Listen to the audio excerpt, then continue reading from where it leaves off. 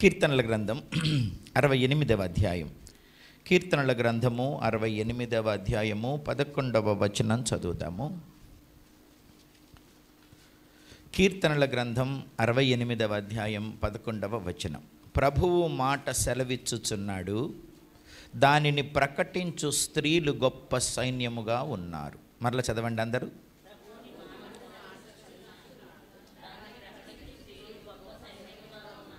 అది స్త్రీలు గొప్ప సైన్యంగా ఉండాలి. స్త్రీలు చాలా బలవంతులు, మల్టీ టాస్కింగ్ స్త్రీలు అంతా. మామూలుగా అయితే పురుషులు ఏదో ఒక పని మీదే లక్ష్యం ఉంచుతారంట, ఒకసారి ఒక పని చాలా బలంగా చేస్తారు. కానీ స్త్రీలు చాలా పనులు ఎఫిషియెంట్గా చేస్తారు ఒకేసారి. అర్థమైందా? అటు వంట చేస్తుంటారు, ఇటు పిల్లల్ని లేపుతుంటారు, అటు భర్తకు బాక్స్ పెడుతుంటారు, ఇటు బట్టలు ఆరేస్తుంటారు, ఇటు అంట్లు కడుగుతుంటారు, అటు కూరగాయలు దొరుకుతుంటారు. ఎన్ని పనులు చేస్తారో కదా. వాళ్ళకి ఉన్నది 2 చేతులే, కానీ చాలా పనులు చేస్తారు ఒకేసారి. చాలా వాటి మీద కాన్సన్ట్రేట్ చేస్తారు.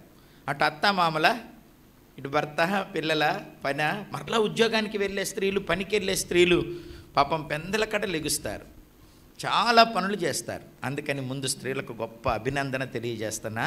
పురుషులందరూ ఒకసారి చప్పట్లు కొట్టండి వీళ్ళకి. గట్టిగా శబ్దం రాకుండా ఇట్ట కొడుతున్నావి నాయన. అది గట్టిగా కొట్టాలి అమ్మకి. పురుషులకు ఉన్నది ఒకటి ఏంటంటే, చాలా బలంగా తెలివిగా చేస్తారు, కానీ ఒక్క పని మీద కాన్సన్ట్రేషన్ ఉంటుంది. ఒకటి చేస్తుంటే ఒకటి మర్చిపోతారు. మీరు వాళ్ళని ఇసుకించబాకండి, వాళ్ళని అర్థం చేసుకోండి. ఏంటి 3 జ్యోతి మాకు 3 గుర్తుండవు, ఒకటే గుర్తుంటుంది. అర్థమైందా? 2 చెప్పి బజార్కి పంపించారనుకో, ఒకటే తెస్తారు. ఇక మీరు కస్సు బుస్సుమంటారు. ఎన్ని చెప్పాను నీకు? 2 జ్యోతి 1 తెచ్చావు, అది ఎప్పుడు తెస్తావు మళ్ళా? వాళ్ళకు గుర్తుండదు అంతే. వాళ్ళు ఒక్కదాని మీదే శ్రద్ధ పెడతారు, ఫుల్గా పెడతారు, బలంగా చేస్తారు. మీకు లాంటి ఆ నైపుణ్యం వాళ్ళకి లేదు, అర్థం చేసుకోవాలి. నేను ఇన్ని గుర్తుపెట్టుకోవట్లా, పెట్టుకుంటావు నువ్వు, వాళ్ళకి లేదు అది. వాళ్ళు ఒక పని తర్వాత ఒక పని, ఒక పని తర్వాత ఒక పని చేస్తారు, కానీ ఒకేసారి 10 పనులు పురుషులు చేయలేరు మీరు చేసినట్టు. మీ సామర్థ్యం మీదే, వాళ్ళ సామర్థ్యం వారిదే. మీరు ఎక్కువ కాదు, వారు తక్కువ కాదు, వారు ఎక్కువ కాదు, మీరు తక్కువ కాదు. మీరు మీ పనుల కోసం డిజైన్ చేయబడ్డారు, వాళ్ళు వాళ్ళ పనుల కోసం డిజైన్ చేయబడ్డారు. వారు ఇంటి బయట సంపాదించి తెస్తారు, మీరు ఇంటి లోపల చక్కబెట్టాలి. ఎవరి పనులు వాళ్ళు చేయాలి. అర్థమైందా? ఇంకోసారి భార్యాభర్తలకి ఒక ప్రోగ్రాం పెడదామండి. 2 భార్యాభర్తలు వస్తే ఫ్యామిలీ ప్రోగ్రాం పెడదామా? అదొకటి ప్లాన్ చేయండి. అప్పుడు చెప్తా అన్నీ. వాళ్ళకి చెప్పాల్సింది వాళ్ళకి, మీకు చెప్పాల్సింది మీకు. 2 పక్క పక్కన కూర్చోబెట్టి చెప్తా. దానికి అందరు రండి, మీ భర్తలను కూడా తీసుకురండి. ఇప్పుడు మాత్రం మీకే. మాకు చదువుతున్నావు కాబట్టి మమ్మల్ని పొగిడి మమ్మల్ని చప్పట్లు కొట్టిస్తున్నారా అనుకుంటున్నారా? చప్పట్లు కొట్టదగిన వారే మీరు, పొగడదగిన వారే మీరు. మీరు చేసినంత పని ఎవరు చేయలేరు. అమ్మా, ఎన్ని రోల్స్ పోషిస్తారో, కూతురుగా, కోడలుగా, తల్లిగా, భార్యగా, అక్కగా, బయటికి పోతే టీచర్గా, లేకపోతే ఇంకేదో సంపాదకులుగా చాలా రోల్స్ మీరు ప్లే చేస్తారు. You are so great. పొగడత కోసం చెప్పట్లా, నిజమే చెబుతున్నా. అర్థమైందా? నిజమే చెబుతున్నా. అయితే మీ బాధ్యతలు మీరు చక్కగా నిర్వర్తించాలి. ఎవరితో కంపేర్ చేసుకోబాకండి. మీ పనిని మీరు శ్రద్ధగా చేయండి. మీరు అందుకే డిజైన్ చేయబడ్డారు. భర్తను సపోర్ట్ చేయాలి, అత్తమామలను చూడాలి, అమ్మ నాన్నను ఆదరించాలి, పిల్లల్ని చక్కగా పెంచాలి, ఇల్లు చక్క పెట్టుకోవాలి, వచ్చిన డబ్బును పొదుపుగా వాడుకోవాలి. అన్ని మనస్తత్వాలను అర్థం చేసుకొని ముందుకు వెళ్ళాలి, తప్పదు మరి. అది మీకు దేవుడు నిర్ణయించిన బాధ్యత. అందుకే సామెతల గ్రంథము 14వ అధ్యాయ ప్రారంభం ఏమని చెబుతోంది? జ్ఞానవంతురాలు తన ఇల్లు కట్టును, మూఢురాలు ఓడబెరుకుద్దట. తన చేతులతోనే జ్ఞానవంతురాలు తన ఇల్లు కట్టును, మూఢురాలు తన చేతులతో తన ఇల్లు ఓడబెరుకును. ఎవరో ఇల్లు కాదు, కొంప గులుసుకుంటారన్నమాట. మూఢులు అంటే ఎవరనంటే జ్ఞానం లేనివారు, గుడ్ సెన్స్ లేనివారు. అర్థమైందా? వివేకం లేనివారు, తెలివి లేనివారు, మాకు నచ్చిందల్లా చేసుకుపోతాం అనేవారు, మొండివారు. అర్థమైందా? మొండితనం ఉండకూడదు, మూర్ఖత్వం ఉండకూడదు. అలా ఉంటే ఎవడిల్లు కూలదు, నీ ఇల్లే కూలిపోదు. కారణం నువ్వే అవుతావు. నువ్వే అంటే ఇక్కడ కూర్చున్న మీరు కాదు, స్త్రీలు. అర్థమైందా? ఆ స్త్రీలలో మీరుండకూడదు అనేది మా బాధ. కూల్చుకునే స్త్రీలుగా ఉండకూడదు, కట్టుకునే స్త్రీలుగా ఉండాలి. కట్టుకోవాలంటే నమ్మకం ఎంత ముఖ్యమో నిన్న చెప్పాను, చురుకుదనం ఎంత ముఖ్యమో కూడా చెప్పాను, పెందలకడే లెగవాలని కూడా చెప్పాను, డబ్బు దోచుకోకూడదు కానీ కూడబెట్టాలని చెప్పాను, చాలా చెప్పానుగా నిన్న. మళ్ళీ మర్చిపోతే అప్పుడప్పుడు మళ్ళీ వీడియోలు కూడా తీసి పెడుతున్నారుగా, ఆ వీడియోలు చూడండి ఇంకొకసారి. నిన్న 2 గంటల ప్రసంగం చేశాను కదా, ఇంకా కొన్ని విషయాలు చెబుతాయి ఈరోజు. సరేనా? ఏం చేయాలి? చాలా తెలివిగా ఉండాలా. మూర్ఖంగా మూఢంగా ఉండకూడదు, మొండిగా ఉండకూడదు. కొంతమంది బలి మొండోళ్ళు ఉంటారు. అంటే ప్రేమ కష్టం ఇవన్నీ ఉంటాయి కానీ కొంత మొండితనం ఉంటుంది. ఈ మొండితనంతో నేను చెప్పిందే జరగాలి, నా మాటే జరగాలి అంటూ అంతా గందరగోళం చేసేస్తారు. ఆ మూఢత మొండితనం మంచిది కాదు. జ్ఞానం కావాలి. అర్థమైందా? జ్ఞానం కలిగి నోరు తెరవాలంట. కొన్నిసార్లు నోరు మూసుకోవాలంట. నోరు మూసుకుంటే నన్ను శాతకాన్ని దాన్ని అనరు, ఏమనరు. నోరు మూసుకోవటమే కొన్నిసార్లు మంచిది. నోరు కట్టుకోవాలి, నోరు మూసుకోవాలి, గొడవ పెద్దది అవ్వకుండా. కొన్నిసార్లు కాసేపు నోరు మూసుకుంటే వాళ్ళ నోరు మూతపడ్డప్పుడు మీరు నోరు తెరవచ్చు. పొద్దుగూకులు మూసుకొని ఉండడం అని కాదు అర్థం. వాళ్ళు బాగా రేజ్ అయిపోతున్నారనుకోండి పురుషులు, అప్పుడు కనుక కాసేపు మీరు నోరు మూసుకున్నారని అంటే కాసేపు అగ్నిపర్వతం చల్లారిద్ది. అప్పుడు మీరు మండించవచ్చు అగ్ని. ఇద్దరు ఒకేసారి మండిస్తే బూడిద మిగులుద్ది, 2 గాలి.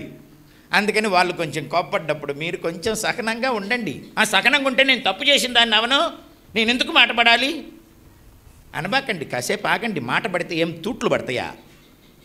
మాట పడితే ఏమైనా తూట్లు పడిపోతాయా?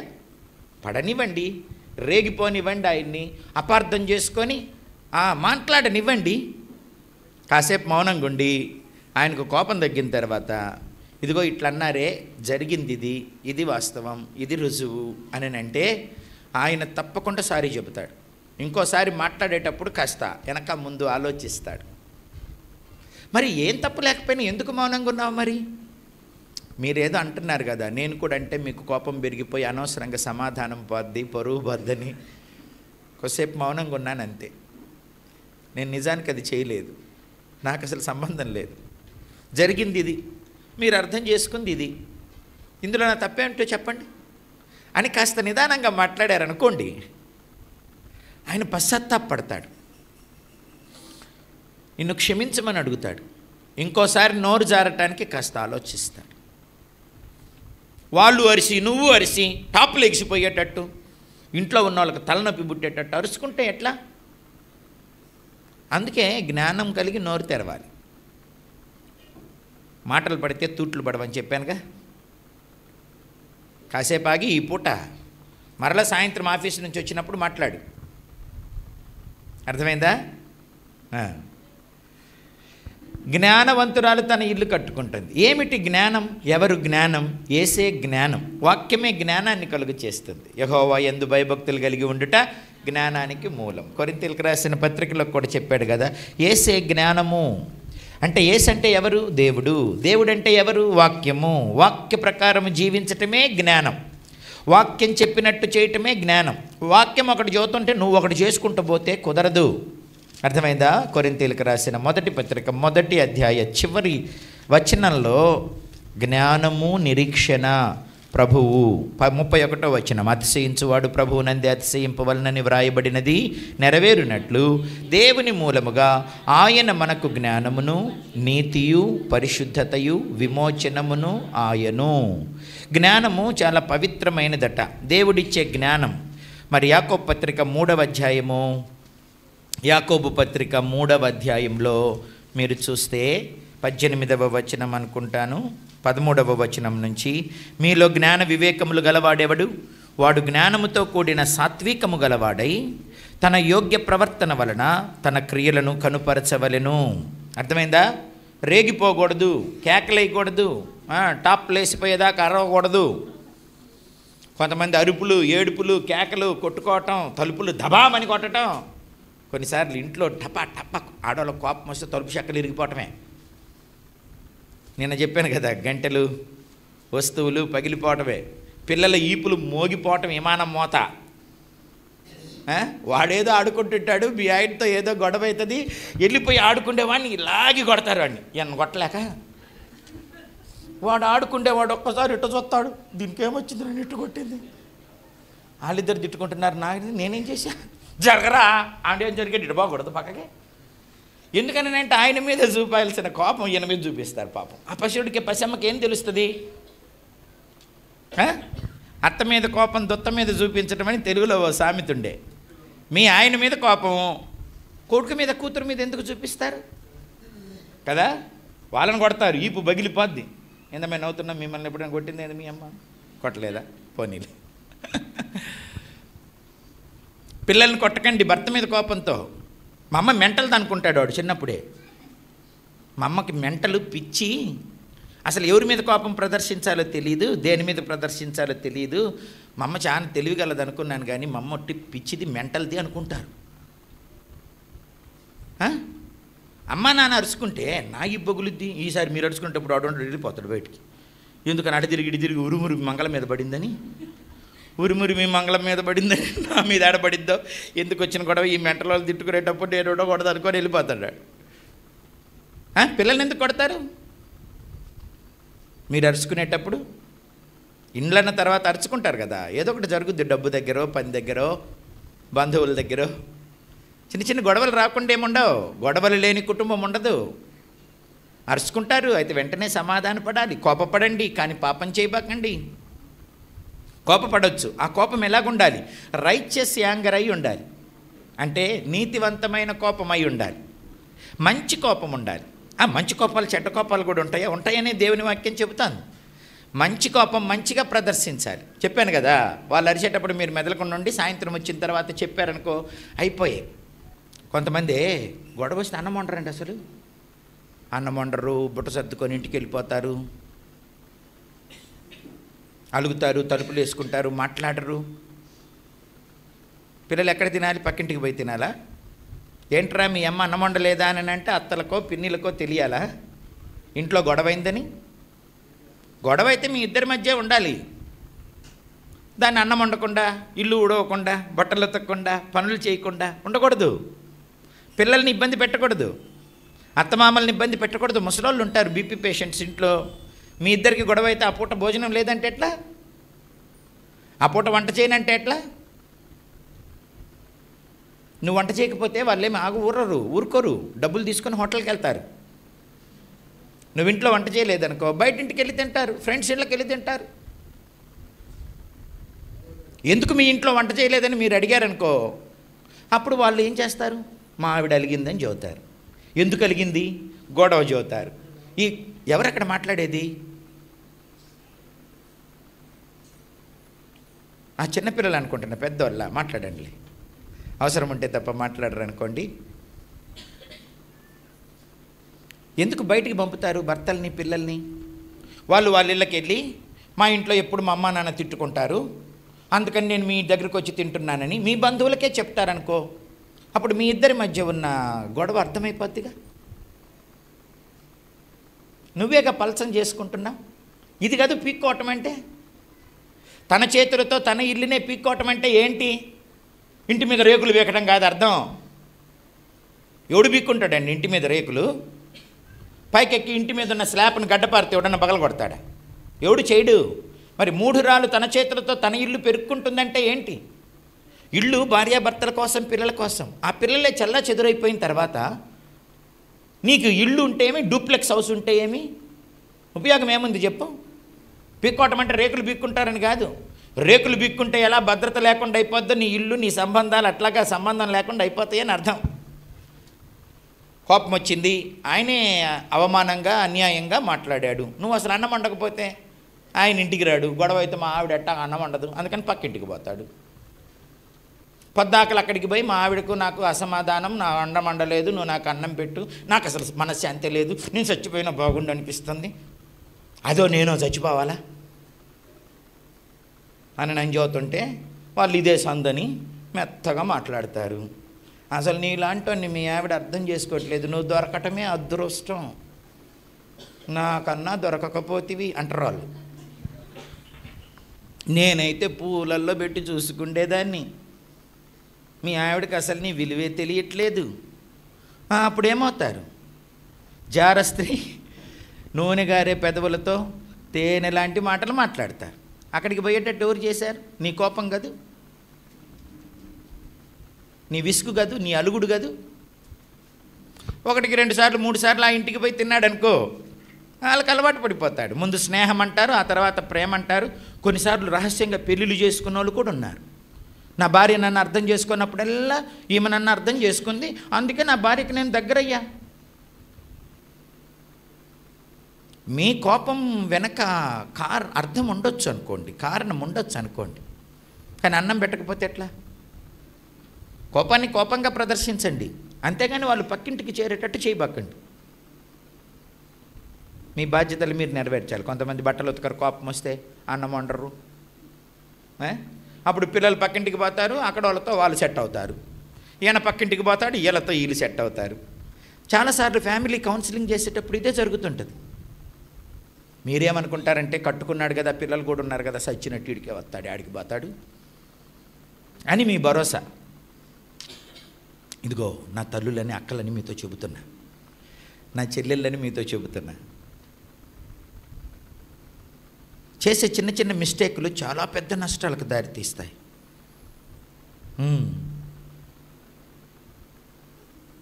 చచ్చినట్టు వస్తాడు, లేకపోతే కోర్టుకేడవను, ఆస్తి నా పేరు మీదే లేదు, ఇల్లు నీ పేరు మీద, పొలం నీ పేరు మీదే ఉందిలే, నిన్నే కట్టుకున్నాడు, నీకు సర్టిఫికెట్ ఉందిలే, కోర్టుకు కూడా పోతావులే, పిల్లలు కూడా ఉన్నారు కదా, ఆడికి దాటిపోతాడు, చచ్చినట్టు వస్తాడు. మనిషి ఒక చోట, మనసు ఒక చోట. నీతోనేమో యాంత్రికంగా ఉంటాడు, వాళ్ళతో మనసు కలిపి ఉంటాడు. అక్రమ సంబంధాలకు, వ్యభిచారాలకు వెళ్తారు, అవసరమైతే అక్కడ కూడా పిల్లల్ని కంటారు, రహస్యంగా ఉంచుతారు. తర్వాత ఆయన చచ్చిపోయినాక మీరు దనుకోవాలి. వాడు ఆయనకి ఆయన అంటాడు, ఈ పిల్లలు మేమంటారు, ఇక కోర్టులకు పోతారు, తన్నుకుంటారు, చంపుకుంటారు. అర్థమవుతుందా?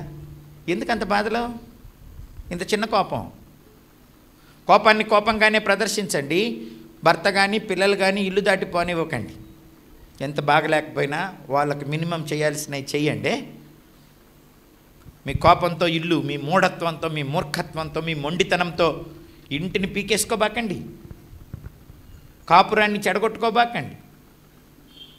ఓకేనా? మీరు కాసేపు మౌనంగా ఉంటే వాళ్ళే మంచిగా అయిపోతారు. సాయంత్రం పూట చక్కగా మాట్లాడండి. జ్ఞానము అంటే యేసు అంటే వాక్యము. ఆది యందు వాక్యం ఉండెను, వాక్యం దేవుని యొద్ద ఉండెను, వాక్యమే దేవుడై ఉండెను, ఆ వాక్యమే శరీరధారి అయి మన మధ్య నివసించెను. ఆయన చెప్పిన మాట మనం వినాలి, ఆయన చెప్పినట్టు మనం చెయ్యాలి. నువ్వు అనుకున్నట్టు చేయకూడదు. నేను ఇంతే, ఎన్ని వాక్యాలు విన్నా నేను ఇంతే అంటే నీ బతుకు అంతే అవుద్ది, నీ కుటుంబం అంతే అవుద్ది, నీ పిల్లలు పరుల పాలైపోతారు, నీ భర్త పరుల వశమైపోతాడు. అవకాశాల కోసం ఎదురు చూస్తుంటారు పక్కన వాళ్ళు. కాబట్టి నీకు పెట్టే జీతం తీసుకెళ్ళి అక్కడ ఇచ్చేస్తాడు. అర్థమైందా? ఒకటి జీతం అంతా వేరే వాళ్ళకి పెడుతున్నాడట. ఏమిటంటే నోరు మూయి, సరుకులు తెచ్చి పడేస్తాను, నోరు మూసుకొని వండుకొని తిను. నీకేం గుడ్డ తక్కువ చేశానా, తిండి తక్కువ చేశానా, ఏం తక్కువ చేశాను? నీకు తెచ్చేస్తున్నా, నా జీతం ఎంత అడగొద్దు, నేను ఎక్కడ ఖర్చు పెడుతున్నా అడగొద్దు, నీకు అనవసరం. అసలు ఇట్టాగా ఇసుకిస్తే నేను అసలు ఇంటికి కూడా రాను, పిల్లల్ని కూడా పట్టించుకోను, తెచ్చి పడేస్తున్నా, తిను.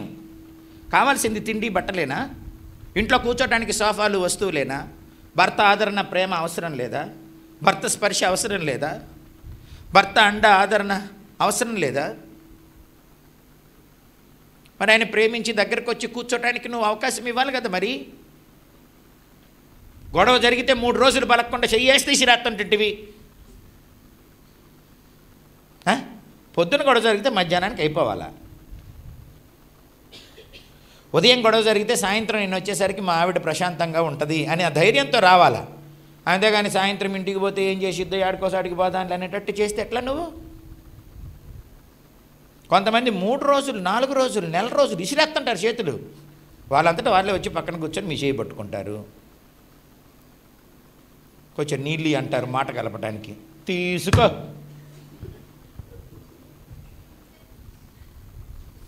ఏదో పొద్దున అన్నాను, అనవసరంగా గొడవ పడ్డానని సాయంత్రం పూట వచ్చి కొంచెం నీళ్ళు ఇస్తావా అంటాడు. చేతులు లేవు అంటే ఎట్లా? రే మీ నాన్నకి నీళ్ళంటి, మీ నాన్నకంటే బాగానే ఉంటుంది. ఇంకేమంటారో ముందు మీరే తెలియాలా.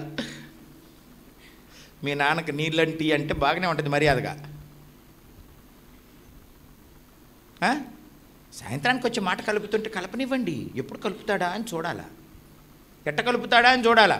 కలుపుతుంటే నేను గొడ్డలు పెట్టి నరుకుతానంటే దగ్గరికి రాబాక, దూరం జరుగు అన్నప్పుడు తెలీదు. నేను మంచిదాని కాదుగా, నేను అట్టాడిదానిగా, నేను ఇట్టాడిదానిగా, ఇచ్చావుగా సర్టిఫికెట్, ఇంత పెద్ద సర్టిఫికెట్, జరగా అంటే ఎట్లా కలుస్తారు మరి?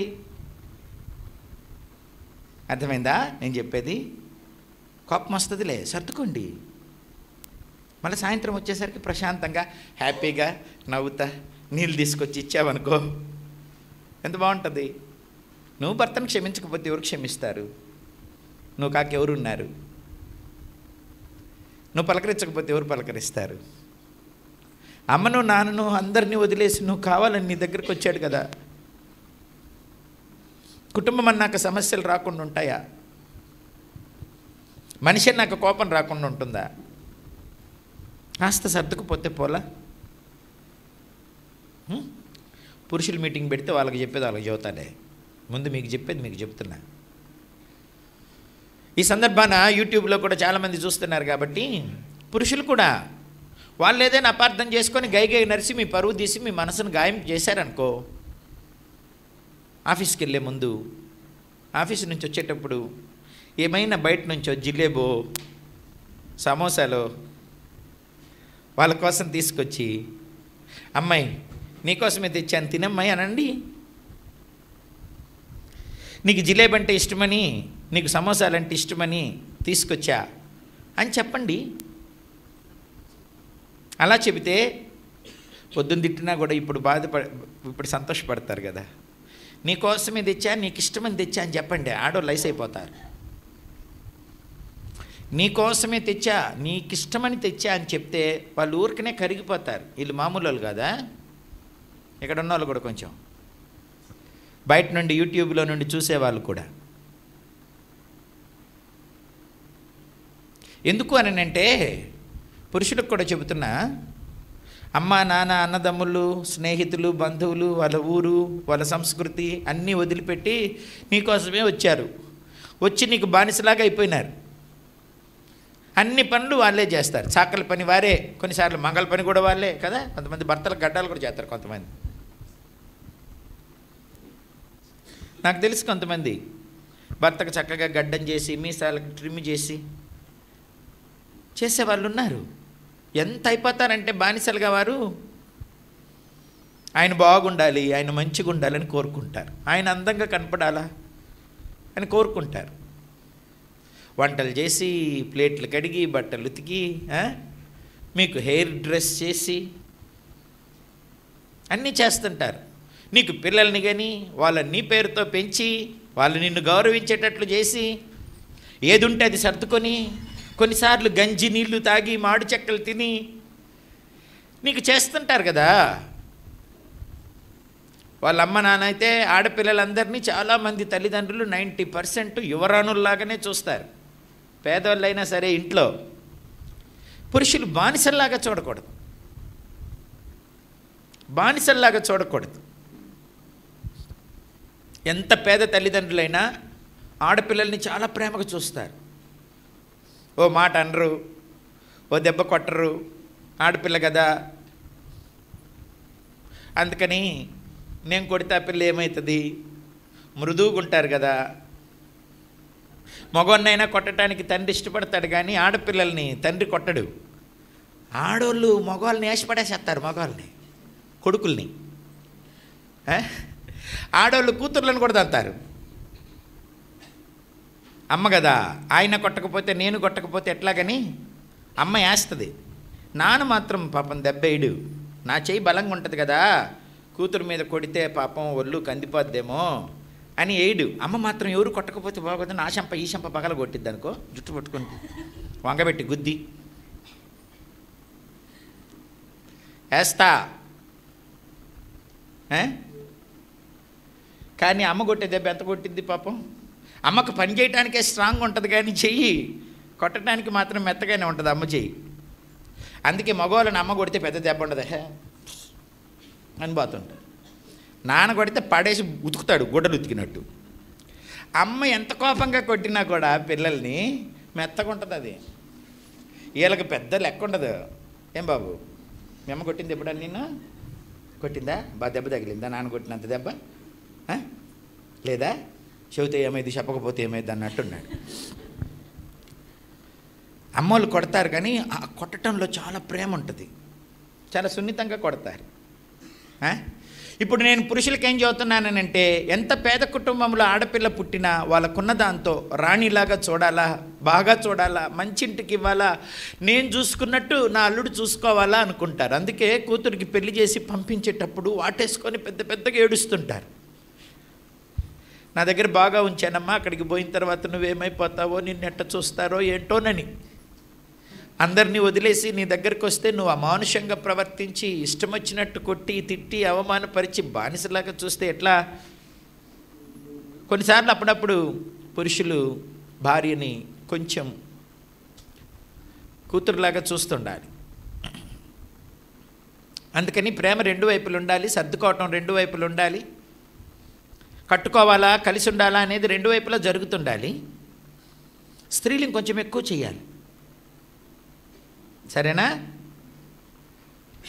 ఓర్చుకోండి, కోపం వస్తే అప్పటితో పోనివ్వండి, దాన్ని అలా కొనసాగించొద్దు. దేవుని వాక్యం ఏం చెప్తుందో అది వినండి. ఓర్పు గొప్ప ద్రోహ కార్యములు జరగకుండా కాపాడుతుంది.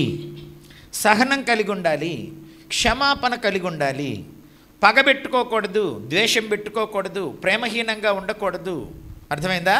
మర్చిపోండి, మర్చిపోండి, మర్చిపోయి మంచిగా ఉండండి, ఇల్లు కట్టుకోండి, జ్ఞానంగా ఉండండి, అన్ని పనులు జాగ్రత్తగా నిర్వర్తించండి. ఓకేనా? అప్పుడు సక్సెస్ఫుల్గా ఉంటారు. మీరు మీ ఫ్యామిలీ లైఫ్ని సక్సెస్ఫుల్గా కొనసాగిస్తారు. మా నాన్న పెళ్ళైన కొత్తలో అమ్మని కొట్టాడట. కొడితే మా అమ్మ కూడా గవర్నమెంట్ టీచరే. ఏంటట కొడతాడు? మా అమ్మ వాళ్ళు మొత్తం 10 మంది, 7 ఆడపిల్లలు, 3 మగపిల్లలు. ఆ 10 మంది సంతానంలో అమ్మ రెండోది. మంచి తెలివి కలిగింది, సున్నితమైన మనస్సు, నాన్న కొంచెం స్ట్రాంగ్. ఆయనకన్నా ఒకటి బీకేడట. వెంటనే బుట్ట సర్దుకొని వెళ్ళిపోయిందట. మా తాతయ్య అమ్మమ్మ కూడా గవర్నమెంట్ టీచర్లే. వెళ్ళిపోతే ఏంటమ్మాయి అబ్బాయి రాకుండా అమ్మాయి ఒక్కతే వచ్చింది అన్నాడట మా తాతయ్య మా అమ్మమ్మతోటి. ఆయన ఏదో కొట్టాడంట, అందుకని బుట్ట సర్దుకొని వచ్చింది. అయినా ఉద్యోగం చేసే పిల్లల్ని అట్ట కొట్టడం ఏంటండి? ఆయన గవర్నమెంట్ హెడ్ మాస్టరే, ఈమె హెడ్ మాస్టరే. ఏంటట కొట్టడం? పిల్లని పట్టుకొని వెళ్ళి అడగండి అంటారు కదా తల్లులు.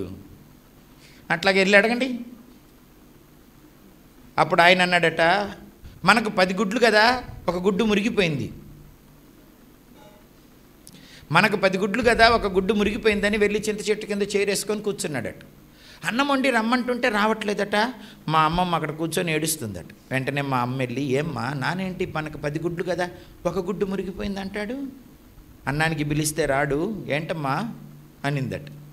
10 గుడ్లు అంటే 10 మంది పిల్లలే, అందులో ఒక గుడ్డు నువ్వు మురిగిపోయావని బాధపడుతున్నాడు. గుడ్డు పొదిగి పిల్లలు పెడితే సంతోషం, కానీ మురిగిపోతే ఎట్లమ్మా, కంపు కొట్టదు. అది నాన్న ఉద్దేశం. ఏమండి రండి భోజనం చేయటానికి, ఆ మురిగిపోయిన గుడ్డు ఉన్నంత వరకు నేను ఇంట్లోకి రాలేను అన్నాడట. ఆ మురిగిపోయిన గుడ్డున్నంత వరకు నేను ఇంట్లోకి రాలేను. ఆ గుడ్డు పిల్లలు పెట్టాలి. పిల్లలు పెట్టాలంటే భర్త కౌగిట్లో పొదిగి ఉండాలి. ఏం పరువు ఉంటుంది ఇప్పుడు మనకి? పరువు పోయినా కన్నం తినకపోతే ఏమైందిలే అన్నాడట. కొట్టలేదు, తిట్టలేదు, అరవలేదు, ఏం లేదు. అమ్మ వెంటనే వాళ్ళ నాన్న బాధపడటం, వాళ్ళ అమ్మ బాధపడటం చూసింది. అమ్మ మరలా ఈ కంఠంలో ప్రాణం ఉన్నంత వరకు నేను రానమ్మ, మా ఆయనతో గొడవ పెట్టుకొని వెళ్ళిపోతున్నాను, నాన్న వచ్చి అన్నం తినమనని పట్టుకొని వచ్చింది. 68 సంవత్సరాలు వచ్చేదాకా అమ్మకి నాన్నతో కాపురం చేసింది. చాలా భరించింది, చాలా సహించింది, చాలా అప్పగించుకుంది. 7 పిల్లలు కనింది, పెంచింది, పెద్ద చేసింది, విద్యావంతుల్ని చేసింది, దైవభయం కలిగిన వారిని చేసింది. సక్సెస్ఫుల్గా చనిపోయింది. అమ్మ చచ్చిపోయినప్పుడు అమ్మ మీద 5 వచనాల పాట రాశాడు మా అన్నయ్య మహేష్ అని. నిన్ను మరువలేము తల్లి ఓ అమృతవల్లి, మళ్ళీ మళ్ళీ పుట్టాలమ్మా నీ బిడ్డలుగా, మరువలేని మా కల్పవల్లి అని రాశాడు. నీ కడుపునే పుట్టాలని. మామూలుగా మనం రెండవ జన్మను నమ్మకూడదు, పునర్జన్మ లేదులే అంటే ప్రేమ కొద్ది అట్లా రాశారు అంతే. మళ్ళా జన్మ ఉంటుంటే నీ కడుపులోనే పుట్టాలి అని. అదొక 7 వచనాల పాట. అమ్మ చచ్చిపోయిన రోజు ఇప్పటికి కూడా రోజు పాడుకుంటాం ఆ పాటని. అమ్మ చచ్చిపోయిన ఆ రోజల్లా గుర్తు చేసుకొని అమ్మ పాట పాడతాం. ఇప్పుడు అమ్మ గురించి చెప్పాలని, అమ్మను పొగడాలని కాదు నా ఉద్దేశ్యం. చచ్చిపోయిన తర్వాత కూడా మన పిల్లలు మన సక్సెస్ఫుల్ లైఫ్ని సెలబ్రేట్ చేసుకోవాలి. మా అమ్మ చచ్చిపోయినప్పుడు మా నాన్న ఏమన్నాడు తెలుసా? అమ్మా నువ్వు దేవతవే, నేను రాక్షసుని, ఎట్టగే నాతో కాపురం చేశావు, ఎందుకమ్మా చచ్చిపోయినావు, నువ్వు లేకపోతే నేను ఎట్ట బతకాలి, నేను చచ్చిపోయినాక చచ్చిపోకూడదే, అమ్మా క్షమించమ్మా అని సమాధిలో అమ్మ కాళ్ళు పట్టుకున్నాడు పెట్టెలో. నాన్న ఏడవటమే చాలా అరుదు. నాన్న చాలా ధైర్యవంతుడు, చాలా కష్టాలు భరించినాడు. అన్నిట్లో తోడున్నావే, నువ్వు ఉండాల్సిందమ్మా, అట్ట వదిలిపెట్టిపోయావే, నన్ను ఒంటరిని చేసి అట్ట బతుకునే, నేను రాక్షసున్నే, నువ్వు దేవతవే అమ్మా అన్నాడు. నేనేమంటున్నానంటే నీ లైఫ్ సెలబ్రేట్ చేసుకునే విధంగా ఉండాలంటున్నా. బిడ్డలు నిలబడిన, భర్త సక్సెస్ఫుల్గా జీవితంలో ముందుకు కొనసాగిన, దానికి కారణం నువ్వే అవ్వాలి. అందుకు నీకు ఇంత జ్ఞానం కావాలి. జ్ఞానం అంటే వాక్యం, వాక్యాన్ని అనుసరించి నడుచుకోవాలి. నీ మనస్సును, నీ ఉద్రేకాలను, నీ ఇష్టాలను అన్నిటినీ కూడాను దేవుని వాక్యానికి లోపరచాలి. అది సంగతి. అర్థమైందా? మా వాళ్ళు అట్టాగే చేశారు, నేను ఎట్టాగే చేస్తా అంటే వాళ్ళు కూల్చుకున్నారు, నువ్వు కూడా కూల్చుకుంటావా? వాళ్ళు అట్లా చేసి కూల్చుకున్నారు కనుక దానికి భిన్నంగా నువ్వు చేయాలా కదా. కొన్నిసార్లు అత్త కాపురం చేయకుండా వచ్చింది అనుకో, మేనత్త, వీళ్ళు కూడా చేయరు. అందరూ ఏమంటారు, దీనికి మేనత్త సాలు వచ్చిందిరా. అమ్మోళ్ళల్లో ఎవరో ఒక చిన్నమ్మో పెద్దమ్మో కాపురం చేయకుండా వచ్చింది అనుకోండి, దీనికి వాళ్ళు పెద్దమ్మ సాలు వచ్చింది, చిన్నమ్మ సాలు వచ్చింది, లేకపోతే అమ్మ సాలు వచ్చింది, అమ్మ నాన్న దగ్గర కూడా వచ్చింది అనుకో, పెళ్లి చేస్తే ఈ పిల్ల కూడా వచ్చింది అనుకో, ఏమంటారు, దీనికి అంత అమ్మ సాలు వచ్చింది, మేనత్త సాలు వచ్చింది. అంటే ఏంటి అర్థం? వాళ్ళు నడిచిన దారిలో వాళ్ళు చేసినట్లే నువ్వు కూడా చేసావు, వాళ్ళు కూల్చుకున్నారు, నువ్వు కూల్చుకున్నావని లోకం అంటోంది.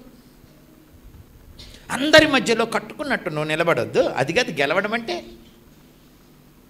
ఒకవేళ మన బంధువులు ఎవరైనా సరే అట్లాగే జీవితాలను కూల్చుకున్నవారు లోకంలో మిగిలిపోయి ఉంటే, అరే వాళ్ళందరూ అట్లా కానీ ఈ అమ్మాయి అట్లా కాదు అనొద్దు. దేవుని వాక్యం మనం వింటూ మనకు కలిగిన ప్రయోజనం ఏమిటి? కాబట్టి ఈ లోక మర్యాదను అనుసరించొద్దు, దేవుని వాక్యాన్ని అనుసరించండి, ఓర్పుగా ఉండండి, సహనంగా ఉండండి. అర్థమైందా? కాబట్టి మీరిద్దరు కలిసి ఉండాలి. అందరిని వదిలిపెట్టి భార్య వస్తే భార్యను బానిసలాగా చూడకూడదు పురుషులు. అందరూ ఉన్నా కూడా నువ్వే కావాలని నిన్ను కట్టుకుంటే నువ్వు విసిగిచ్చి ఇంట్లో ఉండకుండా చేయకూడదు స్త్రీలు. మీ కడుపున పుట్టిన పిల్లలు కడుపున పుట్టినందుకు సంతోషించి గర్వపడి మిమ్మల్ని సెలబ్రేట్ చేసుకునేటట్లు ఉండాలి. అలా ఉండాలి అని అంటే మీరు జ్ఞానంగా, ఓర్పుగా, సహనంగా ఉండాలి. అర్థమైందా?